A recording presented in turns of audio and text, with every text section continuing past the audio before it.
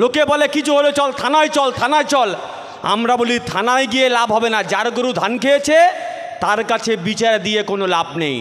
এই দেখবেন যারা চুরি করে তাদেরকে আমরা চোর বলি না, যারা ডাকাতি করে তাদেরকে আমরা ডাকাত বলি, যারা ধর্ষণ করে তাদেরকে আমরা ধর্ষক বলি, আর যারা এই সমস্ত কাজ একসঙ্গে করে তাদেরকে আমরা তৃণমূল বলি। তাই পশ্চিমবঙ্গের মাটিতে ওরা ভালো করে জানে তৃণমূলের জার্সি গায়ে দিয়ে যা খুশি তাই করা যায়। ওদিকে সন্দীপ আরজি করে, কসবায় মনোজ, পাঁশকুড়ায় জাহির। নাম আলাদা, জায়গা আলাদা, ধর্ম আলাদা, স্পট আলাদা, কিন্তু সবার জামাটা এক, জামাটা হচ্ছে তৃণমূল কংগ্রেস। শোনা যাচ্ছে কংগ্রেস? শোনা যাচ্ছে? না না, আপনাদের বলছি না, পুলিশকে বলছি। শোনা যাচ্ছে?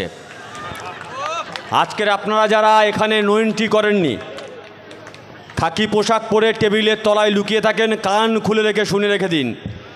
বাংলার মানুষ যদি 26-এ রায় দিতে পারে, এই পশ্চিমবঙ্গের মাটিতে, এই পাঁশকুড়াতে বিজেপি তৃণমূলের নো এন্ট্রি হয়ে যাবে। বাংলার মানুষ সেদিকে যাচ্ছে। কাকে আটকাবেন? কেন আমরা রাস্তায় নেমেছি? হসপিটালের মধ্যে কর্তব্যরত অবস্থায় একজনের ওপর শারীরিক মানসিক নির্যাতন হচ্ছে, তুমি পুলিশ তোমার নাকের ডগায় হচ্ছে, তুমি কিছু করতে পারছো না কেন? লোকে বলে কিছু হলে চল থানায় চল, থানায় চল। আমরা বলি থানায় গিয়ে লাভ হবে না, যার গরু ধান খেয়েছে তার কাছে বিচার দিয়ে কোনো লাভ নেই। তাই রাস্তার লড়াই রাস্তাতেই আমাদের বুঝে নিতে হবে, আর লাল ঝান্ডা একমাত্র রাস্তাতেই বুঝে নেওয়ার হিম্মত, বুকের পাটা আমাদের আছে। বদলেছে কিছু? আরজি করের পরে যখন গোটা দেশ স্তব্ধ হয়ে গেল, ওদিকে সন্দীপ আরজি করে, কসবায় মনোজ, পাঁশকুড়ায় জাহির। নাম আলাদা, জায়গা আলাদা, ধর্ম আলাদা, স্পট আলাদা, কিন্তু সবার জামাটা এক, জামাটা হচ্ছে তৃণমূল কংগ্রেস।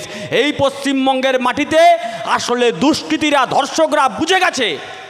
এই দেখবেন যারা চুরি করে তাদেরকে আমরা চোর বলি না, যারা ডাকাতি করে তাদেরকে আমরা ডাকাত বলি, যারা ধর্ষণ করে তাদেরকে আমরা ধর্ষক বলি, আর যারা এই সমস্ত কাজ একসঙ্গে করে তাদেরকে আমরা তৃণমূল বলি।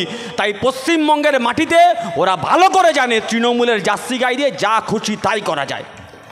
আমাদের গর্বের বাংলা, যে বাংলার মাটিতে মাথা উঁচু করে আপনার স্বপ্ন দেখতাম, সেই বাংলাকে প্রতিদিন এই তৃণমূল, বিজেপি, আরএসএস মিলে ভেঙে ছারখার করে দিয়েছে। যে বাংলাকে নিয়ে আমরা গর্ব করতাম, যে বাংলাকে নিয়ে জীবনানন্দ দাশ কবিতা লিখেছিলেন, বাংলার মুখ আমি দেখিয়াছি, তাই পৃথিবীর রূপ খুঁজিতে যাই না আর। আজকের আমাদের দুর্ভাগ্য, যদি 2011 সালের পরে জীবনানন্দ দাশ জন্মাতেন তাহলে তিনি অবশ্যই কবিতা লিখতেন, বাংলার চোর আমি দেখিয়াছি, তাই পৃথিবীর চোর খুঁজিতে যাই না আর। গোটা পশ্চিমবঙ্গটা চোর, তোলাবাজি, ধর্ষক, লুটেরাতে পরিণত হয়েছে। তাই আমাদের সামনে কঠিন চ্যালেঞ্জ, এই বাংলাকে বাঁচানোর লড়াই। আর এই বাংলাকে বাঁচাতে পারে এই ভুখা পেটের লাল ঝান্ডা, সেই লাল ঝান্ডা আমাদের তাগাদ দেয়। তাই কমরেডদের কাছে অনুরোধ, আসুন এ বাংলাকে বাঁচাই, এ বাংলার যুবককে বাঁচাই, এ বাংলার স্বপ্নকে বাঁচাই। সেই বাঁচানোর আহ্বানে আপনারা সবাই আমাদের সঙ্গে আসবেন। এই আহ্বান জানিয়ে সবাইকে আবারও পার্টির পক্ষ থেকে যথাযোগ্য শ্রদ্ধা সম্মান জানিয়ে আমি আমার কথা শেষ করলাম।